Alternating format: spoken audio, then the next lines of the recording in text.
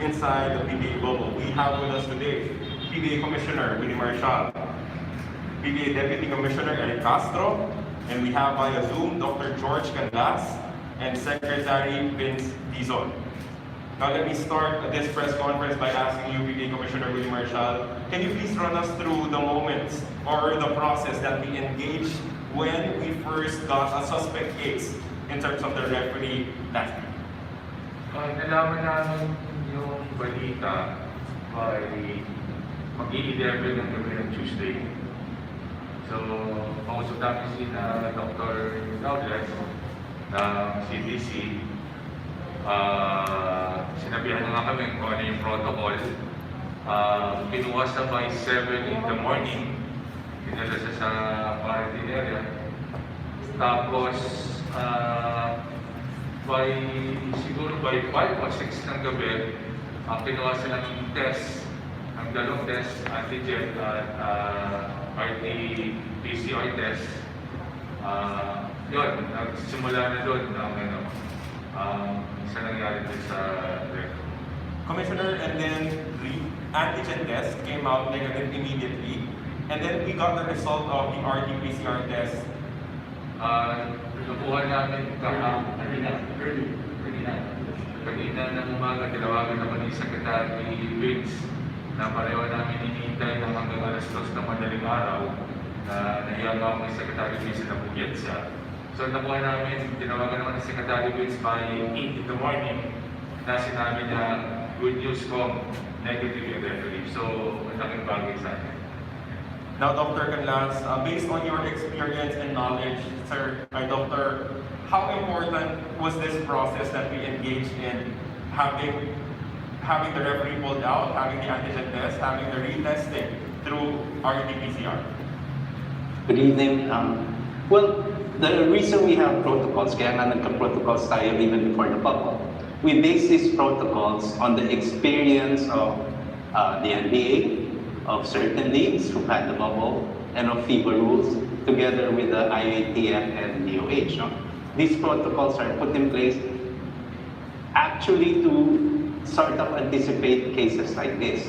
Ang nangyari sa referee natin, he was never clinically positive for a virus. Yung isang test lang niya, nag-positive, and because of protocols and for the safety of everybody, ginawa itong process na ito. You've heard of the term false positive. It's just a scientific or academic term to say, we don't think he's positive, but we'll do this and we'll confirm na negative na siya. So, to dispel the myth, hindi naging positive yung referee. He was negative the whole time. So, intact yung bubble natin.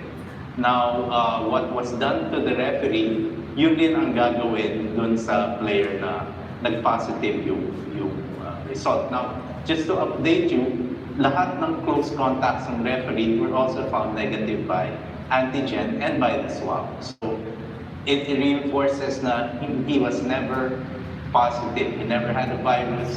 He was negative the whole time. Thank you, Doctor. Secretary Vince Dizon, you've been preparing para dito sa PBA Bubble, helping us prepare, planning, of course.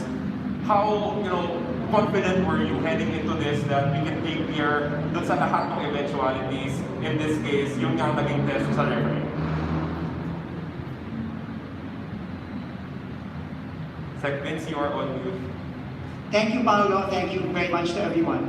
First of all, this bubble, this PBA bubble was really formulated by benchmarking the bubbles that have successfully engaged in a sports bubble in other countries, particularly the NBA. Dr. George has always been in touch with the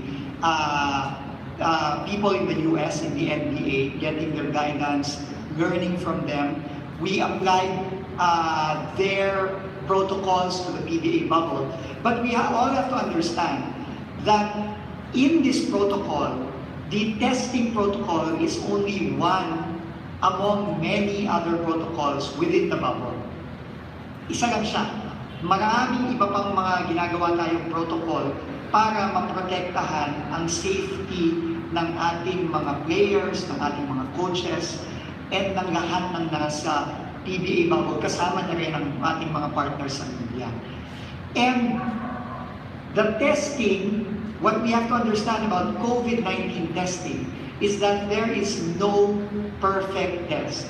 Wala pong 100% na test for COVID-19. Kahit na po ang RT-PCR na sinasabi natin paulit-ulit na gold standard, ito po ay hindi 100%.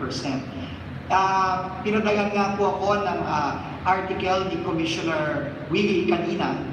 Nung sa NBA Bubble, nung Agosto, merong player ang Sacramento Kings na lumabas din na positive sa RT-PCR test niya. No? Pero using the same protocols na ginamit natin sa ating referee at kahapon sa ating player sa Blackwater, na patunayan na hindi talaga siya positive, in fact negative siya. Hindi siya nagkaroon ng COVID-19. No? So hindi tayo nag-iisa dito, no? Dahil nga ang walang 100% na test at dahil talagang itong COVID-19 walang perfect way of detecting it. Pero kaya tayo may protocols kagaya ng sinabi ni Doc George para na masigurado na kahit na walang perfect na test is marami tayong iba pang kailangan sundin na protocol para masigurado natin na safe ang lahat ng nasa loob ng bubble. At kampante kaming lahat sa tulong ng PBA na given all the protocols, lahat ng ginawa natin ay safe na safe pa rin ang PBA.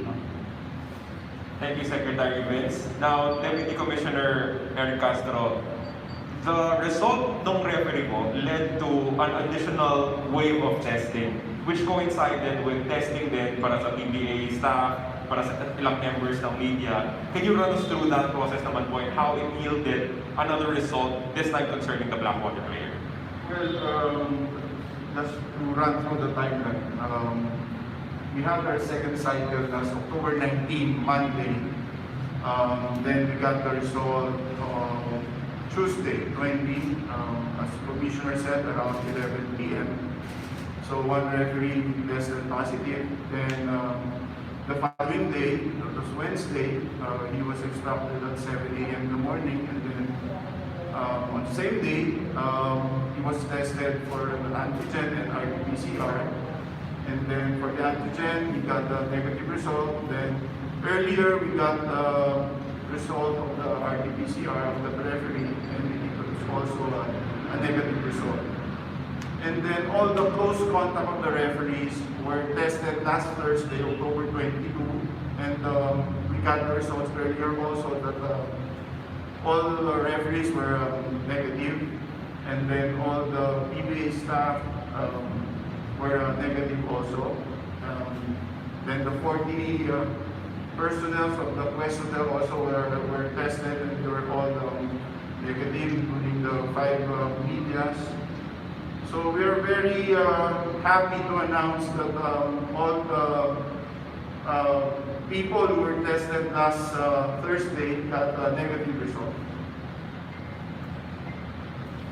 When it comes po to the Blackwater player who unfortunately got the test, ano po yung naging proseso? Was it the same with the referee, yung naging protocols natin? Yes, he was instructed also the following day, the moment we knew the positive result of that player.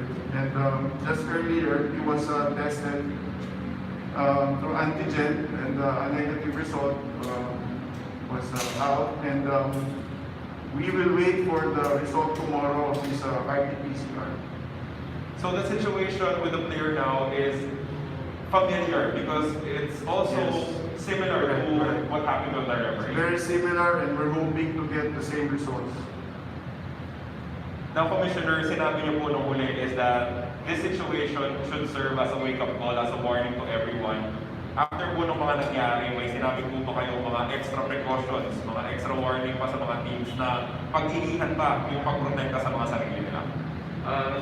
Sinabi ako sila kay Eric na kailangan talaga natin, hindi porket nasa bubble tayo, hindi porket okay na tayo, kailangan pa rin, katulad din sinabi ni Secretary Gates, yung mask, di maghugas sa kamay, social distancing, kailangan pa rin talaga natin gawin.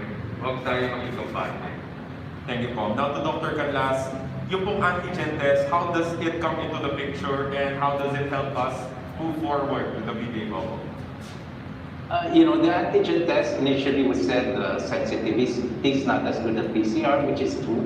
But the studies of the UCSF, University of California SF, have proven na may algorithm sila in an area of very low prevalence. And we have a bubble, bago sila pumasok, negative lahat yan. So very low prevalence and constant testing. The antigen test actually approaches the effectivity of PCR swab. Now, our PCR swab is still the golden measure. Having an antigen test, actually, they reinforce each other. Pag nakita natin negative, then sigurado na tayo negative. Thank you, Doctor. Now going back to Deputy Commissioner, you already told us about the results of the 7 referees. We know the PBA has been running on limited number of referees in the past few games. Ano po yung magiging hakbang ngayon para maisali ulit dito sa activities dito sa PBA Bubble yung mga 7 referees na na-consider as close contact ng suspect case? Well, right now, the 4 referees will officiate the Manila Classico game because they have their negative results already. And just to be sure, the last 7 referees who officiated for the past 3 games, nag-antigen sila earlier, and then they are all negative also. Thank you for that, Deputy Com. Now going back to Secretary Vince, ngayon po alam na natin na negative sa RT-PCR test yung suspect case natin na nauna.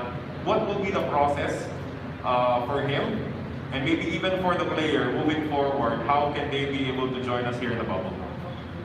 Yeah, okay, so we have decided in consultation with the experts in the IATF that for the referee who has already tested negative for both antigen and RT-PCR, and he has already been in quarantine for 5 days, we'll just allow him to finish the other remaining 5 days of his isolation. Para lang sigurado tayo, no? And then after the 5 days, then he will re-enter the bubble, but the referee still needs to again go through the re-entry protocols into the bubble, which is again another round of PCR testing. So, napaka-importante na itong mga protocols natin is kailangan susundin natin at hindi tayo mag-shortcut. No, kailangan talaga protektahan natin ang integrity ng bubble dahil pagka ginawa natin yon, masisigurado natin na talagang safe ang ating mga players, ang ating mga coaches. Magdadagdag lang ako kay Doc George. Alam mo yung antigen testing, dahil nga sa bagong development dito sa buong mundo, importante ding malaman natin na ginagamit din yan sa NBA bubble. No, in fact, sa NBA, they do antigen tests, I think, almost every day, if not every day. No, kasi nga, mas simple ito, 15 minutes lang lalabas ang resulta. Pero ito ay kino-complement din ng RT-PCR. So ito ay pinag-aaralan natin ngayon. Ngayon na lalo na nagbigay na ng go signal ang Department of Health sa paggamit ng antigen test. Pero kailangan natin i-consulta ang mga experts kung paano natin magagamit siya ng mas regularly part of the protocols ng PBA Bubble. Thank you, Secretary. Now going back to Deputy Commissioner, the first game for today, Rainier Shine and Lanza Painters versus Blackwater was postponed. Alam naman po natin kahit sa WNBA, nagkaroon din ng postponement ng ilang games due to inconclusive tests. But moving forward, how are we looking with the schedule? Ano po yung mga kailangan nating malaman to proceed with the schedule as is? Well, we're going to fix our schedule, so most likely later on we'll have another triple header. So expect a new schedule to be released anytime soon. Thank you, Deputy Com. Now, Commissioner, on another unrelated topic, the other big announcement ngayong araw na to was the reinstatement of Calvin Abueva. Everyone has been talking about it. Pwede niyo po kami kwentuhan tungkol dun sa naging proseso of how Calvin ultimately got the go-ahead from the PBA Commissioner's Office. Friday 8. Friday, meron kami, may nagsabi na sa amin na complete na yung kanyang requirement. By Friday evening na naglalaro ang Phoenix, may dumating na sa akin na doon nag-formalize na complete niya yung kanyang requirement. So sinabihan namin sila Friday kung nasa hotel sila na may meeting kami by Saturday morning. Saturday morning, kausap ko si magkakaguloy mo, ganyan yung explanation bakit yan patapos, di ba? So ito, maganda nangyari. Next ko yung Dr. Kalas, Secretary Vince ko na nangyari. So naiintindihan ng lahat. Hindi ka basta magugulat, matatakot. So ito po, patulad na sinasabi ko po, ginagawa po namin lahat ng mga grupo ni Secretary Vince, Dr. Kalas, mga doktor, PBA, ginagawa po namin lahat sa ikabubuti po at yung mga safety nets lahat po ng mga protocols na para maging safe tayo, gagawin po namin. At maraming salamat po. Magpapasalamat ako sa mga fans na patuloy na suporta at pagdadasal nyo. Tulad na sinabi ko po, nang bago magsimula ng bubble, mas kailangan po namin ang dasal nyo. Ngayon po, talagang kailangan po namin ang dasal nyo. Salamat sa suporta at mabuhay po kayo. Thank you, Commissioner Willie Marshall, Deputy Commissioner Eric Castro, Dr. Canlas, and Secretary Vince Dizon. And that officially ends our press conference. And stick around, we will have the Magnolia Hot Shots of Bansang Manok going up against Barangay Ginebra San Miguel for Manila Clasico a little later on.